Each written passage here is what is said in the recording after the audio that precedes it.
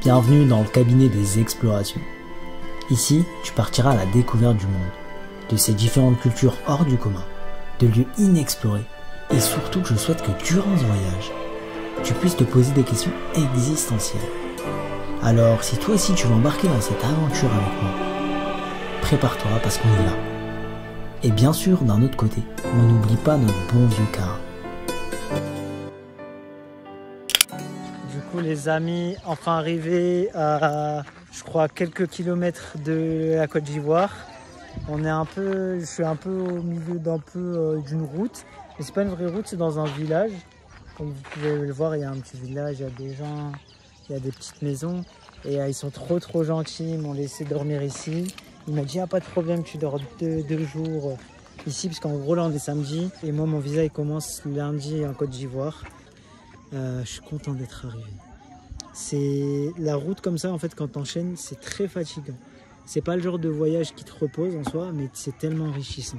Tu rencontres des gens et ça te nourrit et en même temps ça te prend un peu d'énergie. Donc faut bien penser à prendre ces moments pour soi et se reposer surtout.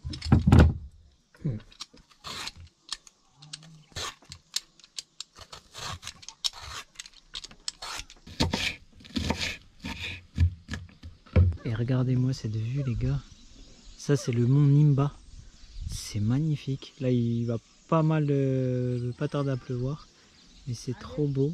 Et ça c'est le petit village avec une école de sécurité qui la nuit surveille, et là c'est le petit village. Donc tranquillou, super sympa. Le genre de tempête les gars. Mais là, il y a clairement 2 minutes. Il faisait soleil super beau, la grosse averse, ça va traverser, après ça ira, ça lavera car là. Du coup les amis, départ ce matin. Hier en venant sur la route, j'avais dû regonfler les pneus, parce qu'ils étaient un peu dégonflés. Et en fait je me rends compte qu'il y en a un qui était très dégonflé sur la route. Je me suis dit c'est parce que ça faisait longtemps, donc je l'ai regonflé, là il est redégonflé. Donc je pense en fait qu'il est percé, qu'il est troué. Donc ça c'est pas cool, ouais. Il est là, j'appuie, c'est tout. Ça fait chier.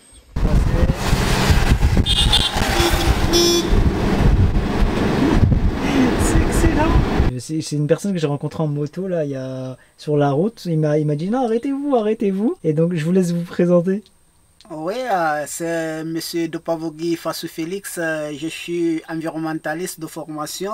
Je travaille avec le projet GRET à Sérédou.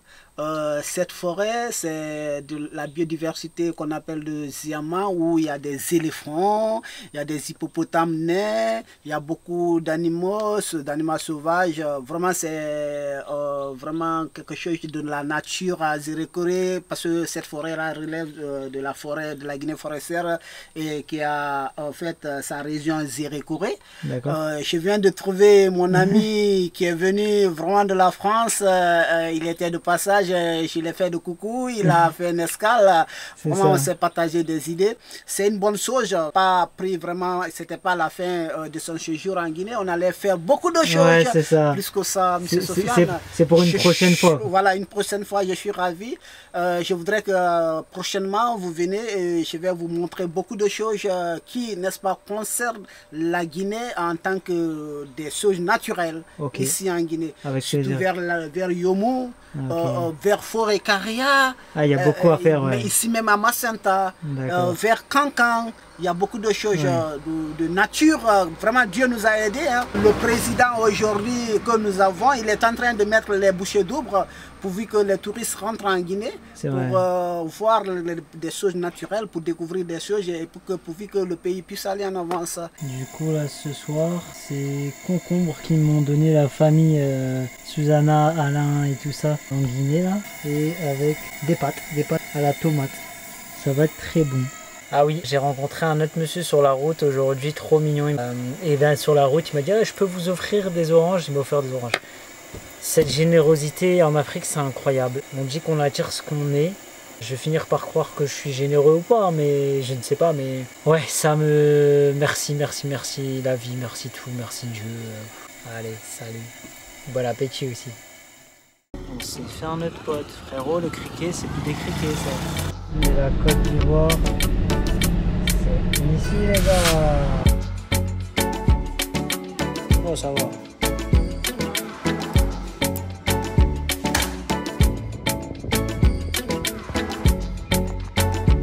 Et là, du coup, là, il y a un passage.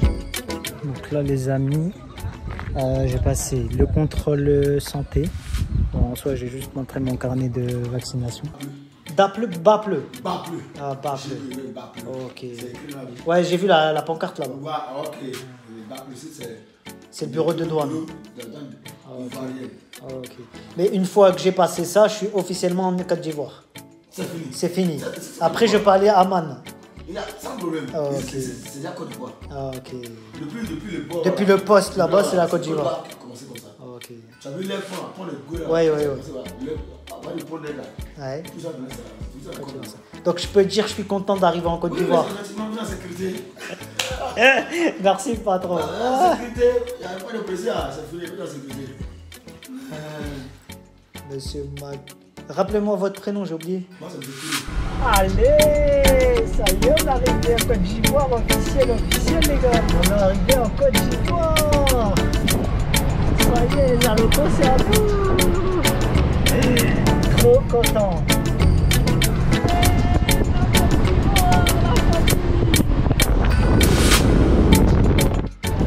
Du coup, les amis, bien arrivé en Côte d'Ivoire. Premier arrêt à chaque fois. On arrive en Côte d'Ivoire. Donc c'est de trouver une carte SIM pour avoir du réseau, faire un peu de change, changer l'argent qu'il y a en temps normal. Et aussi voir si on peut retirer de l'argent ici. Je pense que je ne le ferai pas ici. Je verrai à Man. Donc là c'est Danaé. Danaé, c'est la première petite ville. Pour ceux qui n'ont pas de CDP comme moi, ou comme ceux qui ont un carnet de passage en douane, c'est ici, je pense que vous devez récupérer la vignette touristique, qui est tout à fait légale. J'ai demandé au gars, il m'a dit que oui, la vignette touristique se fait encore et que c'est légal. Donc vous pouvez la voir ici à Danaé.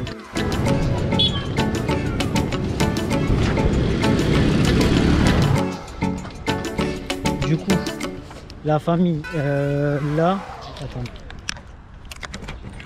Hop. Du coup, à la famille, ce que je disais, donc là, je suis arrivé à Man, la ville Man, où je vais m'arrêter. J'avais trouvé un petit hôtel pour voir le dossier si je pouvais rester dans le parking en échange de prendre à manger ici ou pas. Histoire d'avoir une bonne douche, d'un endroit sécure et tout ça. Sauf que le politique de l'hôtel ici, c'est pas trop ça. Ils sont pas trop pour, ce que j'entends bien. Parce qu'ils ont eu des soucis avec certains voyageurs. Donc voilà, vu qu'il va se faire bientôt 5 heures, j'ai pas envie de rester là à attendre à négocier 100 ans. L'hôtel était sympa, c'était très beau, regardez. Hein. C'était très sécure et tout ça. Donc là, ce que je vais faire, c'est que j'ai trouvé le gars de l'hôtel très sympa qui travaille m'a donné une autre adresse. Je vais aller là-bas et si ça tombe bien, parce que c'est à côté où je dois prendre une carte orange avec de l'internet et retirer de l'argent demain. Je ferai ça demain avant de partir. Parce que là, c'est vrai que j'ai pas grand chose. Donc voilà. Allez, on va se poser et on verra.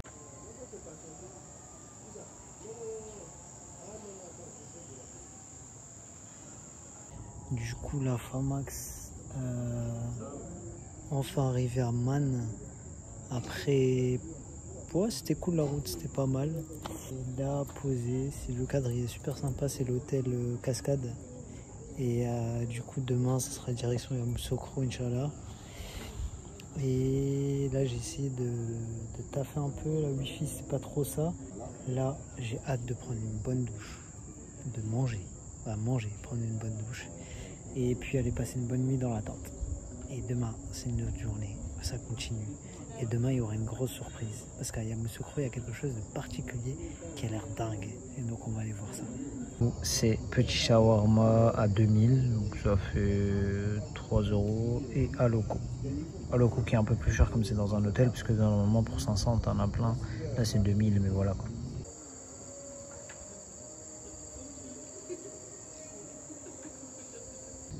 Le shawarma est plutôt bon. Voilà la tête un peu. C'est basique, mais c'est très bon. Et les alocos. Parce que ceux qui savent pas, en fait, alocos, c'est des bananes plantains. Un peu revenus. C'est tellement bon.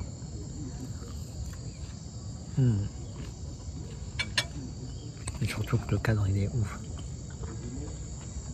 Petite piscine derrière. L'hôtel fait l'affaire, mais c'est la vue. La vue sur la ville, c'est sympa. Hein, avec l'appel à la prière derrière. Incroyable. Ok. Juste remonter ça pour le mettre à cet endroit là. Ça remonte la voiture.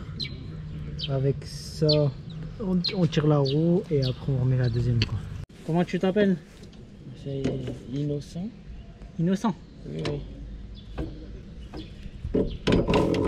Hey, ça a bougé. Ah ouais. Hello. Du coup les amis, là de bon matin on va aller en ville, à la ville de Man pour aller faire la carte SIM Orange, pour aller prendre du réseau. Là regardez, ça c'était l'hôtel où j'étais ce matin, hier. Donc là le but c'est d'aller à pied à la ville pour aller prendre une carte SIM, retirer un peu d'argent. Bon appétit en même temps. Et ici il fait plutôt humide, ouais pas humide, plutôt comment on appelle ça, brouillard nuageux. C'est un mélange de brouillard de nuages, mais c'est magnifique la vue d'en haut comme ça. Ça c'est la ville de Man.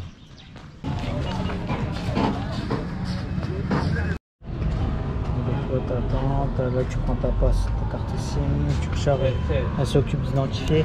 Et ce qui est important c'est qu'ils identifient, parce que je crois que si ils t'identifient pas avec ton passeport ou autre, en fait ta carte elle sera bloquée.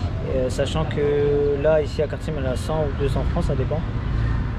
Et pour l'internet c'est 15 Go 10 000 ou 20 000 36 Go pour un mois. Donc voilà, et après ici franchement Côte d'Ivoire, quand tu prends un camping ou quoi, ou tu fais un resto et tout, ils ont de la wifi. Donc voilà, pour les gros trucs, les téléchargements et tout ça, ça tu utilises la wifi quoi. Là c'est dans la ville de Man, c'est super beau. Et avec la montagne et tout là-bas, le orange il est juste là. Et du coup là, let's go à la banque pour retirer, à savoir que c'est comme dans chaque pays. Il y a des banques avec des frais, il y a des banques sans frais. Du coup là je vais aller à Ecobank. Ecobank en général il n'y a pas de frais. Après tout dépend de ce qu'il y a, si tu peux retirer assez ou pas. Mais ça c'est en Guinée, en Côte d'Ivoire je pense que tu peux retirer autant que tu veux, il n'y a pas forcément de limite. Donc voilà.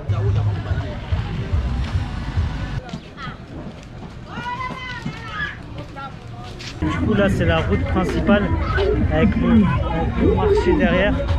C'est vraiment la route principale du marché.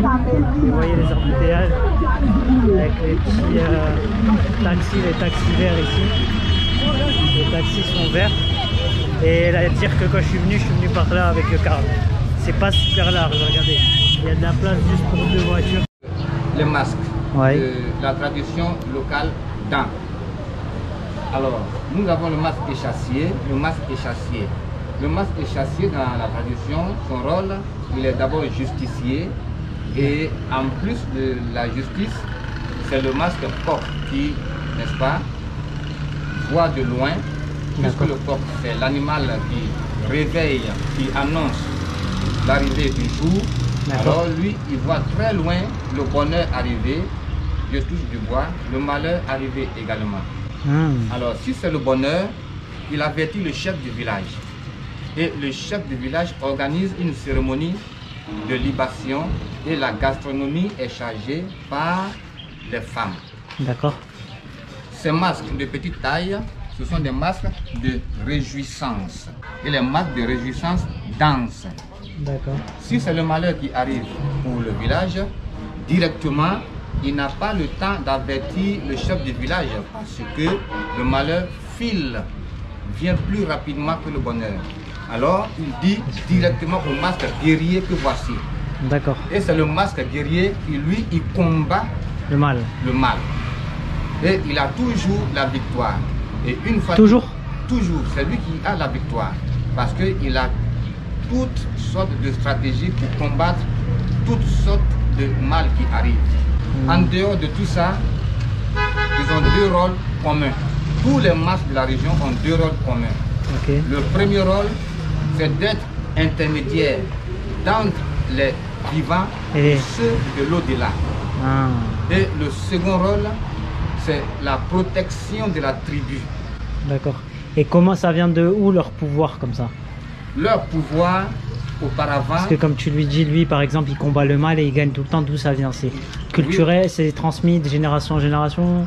Oui, en fait, c'est transmis de génération en génération, mais n'est pas porteur de masque qui le veut. C'est un don qui vient en soi, mais de génération en génération. Et en plus de ce don, il faut avoir la connaissance des plantes médicinales. Ok. Oui, la connaissance des plantes médicinales nous amène à soit nous soigner, soit avoir une puissance mystique. Il y a des arbres, il y a des feuilles dans la verdure, dans la brousse, dans la forêt. Quand on les utilise, on a la puissance mystique. Et puis ensuite, la vraie base, c'est d'avoir la double vision. La double vision dont je parle, c'est la vision diurne et la vision nocturne. Et comment tu sais que eux ils voient et toi tu vois pas par exemple? Cela dépend des activités villageoises que nous faisons. Alors quand quelqu'un est soit malade, on fait appel à un guérisseur. C'est pas tout le monde qui connaît la plante qui peut guérir ce dernier. C'est à partir de cela qu'on sait que celui-ci a la double vision. Et ensuite, il fait des songes, il fait des rêves qui lui montrent, prouvent et démontrent que ce type de feuille, ce type d'écorce de tel arbre soigne telle maladie. Ou alors ça donne telle puissance, tel pouvoir. Ok. Voilà. Donc c'est dans les rêves qu'il apprend ça. Voilà, dans les rêves. Autorisation au chef du village par respect des coutumes et tout ça. Effectivement. C'est ça, parce que je sais, moi je me suis renseigné et je sais que c'est important d'aller voir le chef du village pour demander est-ce qu'on peut rentrer, est-ce qu'on peut voir, est-ce qu'on peut rester ou pas. Effectivement. Okay. Effectivement, l'hospitalité existe. Cela est vrai. Ah ok, donc c'est soit le chef, soit le président déjà. Voilà. Okay. Ou alors le propriétaire terrien. Okay. Voilà, donc ces trois personnages, il faut les contacter d'abord. Qu'est-ce qu'ils représentent? Ce groupe de petits masques représente le passeport. Ça représente le visa. C'est-à-dire, quand un homme de la région ouest montagneuse arrive au sud, ou bien au nord, ou bien à l'est ou au centre, on sait que c'est ça. Autant jadis, quand on lui demandait qui es-tu et d'où viens-tu, il montre ceci, on sait automatiquement que c'est un homme de l'ouest. Du ouest. Ok. Et dans le sud, c'est autre chose, c'est un autre masque. C'est un autre. Oui. Donc ça, c'est vraiment la région de Man et aux alentours. Voilà. La région ouest montagneuse de Côte d'Ivoire. Ok. C'est super beau, hein. Et du coup c'est fait main. Et on voit le début un peu des relations animistes avec le pays, Togo, Bénin. À mon avis, il doit y avoir des influences aussi. Est-ce qu'il y a des influences avec le vaudou ou pas du tout? C'est très différent. Non, c'est très très différent. C'est ça qui est bon. Hey, what's up la famille, la famax, tout ce que vous voulez. Du coup, bah là c'est reparti sur la route. Vous avez peut-être vu avant, ça a été un fail. J'ai essayé de démonter la voiture, démonter la roue avec mon cric. Sauf que le cric est bloqué. Donc j'ai abandonné, j'ai fait la technique de je regonfle avec le compresseur. Heureusement que j'ai un compresseur. Le temps de la roue, donc ça tient parce que la roue elle tient. Et réparer la roue, ça je le ferai peut-être à Abidjan. Réparer la roue qui est endommagée. C'était un petit fail, mais c'est comme ça qu'on apprend. Et ça tombe bien, au moins je sais que le cric est dysfonctionnel. Il avait marché en Mauritanie, mais avec un peu de galère, là au moins on verra si je peux pas le réparer ou le changer. Voilà, la direction Yamoussoukro, j'y arrive pas ce soir parce que ça fait beaucoup de route. Je m'arrêterai dans un petit endroit et demain, et ben direction Yamoussoukro. Donc voilà, allez, salam.